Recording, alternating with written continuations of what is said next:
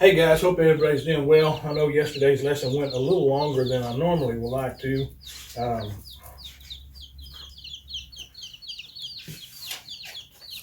so today we're going to talk about don't let the devil destroy you. And so let's just dive right in. So today's scripture comes from Job chapter 14 verses 1 and 2. It says, man is born of a woman is a few days and full of trouble. He cometh forth like a flower and is cut down. He fleeth also as a shadow and continues not. You don't have to live, don't have long on this earth. Even if you live to be 100 years old, you or older, you're going to look back on your life and think, it's only been a few days that I've been alive. Sometimes it feels like that. In some communities, and among some groups of people in our nation today, men's days are especially few indeed. All around us, we see man killing man, man gunning down his fellow man in the street, man lying lifeless in the crack houses, man curled up on the street corners, homeless but too drunk to do anything about it. Man suffering in a hospital bed, HIV positive until he breathes his last breath. All around us, we see men killing their seed, their zera.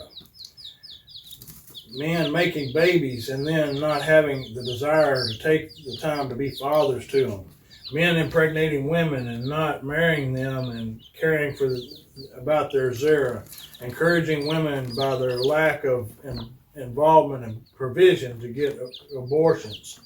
Men abandoning their children and teenagers, leaving their sons to struggle with finding their own identity in a godless world. If there ever was a mission field that is needing of a missionary, it's a mission field of men in our nation. It's easier to get 10 women to come to church and then love and serve God than it is to get one man to do so. Wow. What are we doing to God's seed? How are we destroying our lives? Wars and plagues don't need to cut down our men anymore. We are cutting down ourselves. Who molested our boys and girls? Who raped our women? Who beat our toddlers? Who abandoned our babies? If the devil can't destroy your seed, he will do his best to damage your seed. To make it lame in some way, to make it weak in the ankles, to limit the effectiveness and strength of the seed. We've all hurt somebody. We've all hurt some people, betrayed some covenants, made some mistakes, blown some money, misused some opportunities, and sinned against God. But thank God he is merciful. The good news, the very best news, is that God forgives. He forgives the molester. He forgives the abuser. He forgives the addict. He forgives the liar and the thief. And God forgives the sinner. And he doesn't stop there. He heals the situation that sin created. He restores men to wholeness and changes their circumstances into a blessing. The devil may be out to defeat you, but God is out to defeat the devil. God is out to bless you. In spite of your circumstances and your situation, God is out to bless you. Stay on God's side. Stay beside God. Stay in the walk. Stay in his word. Stay in church. Stay active in this group. And let's see what God does in and through us. Receive his forgiveness and walk in his commandments.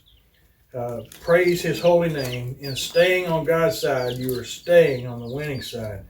Make every day you live a day that you choose God's life over the devil's death. So I hope you guys are blessed by this, and I know today the messages that we got, the devotionals we got this week are pretty powerful and pretty hard and right to the point.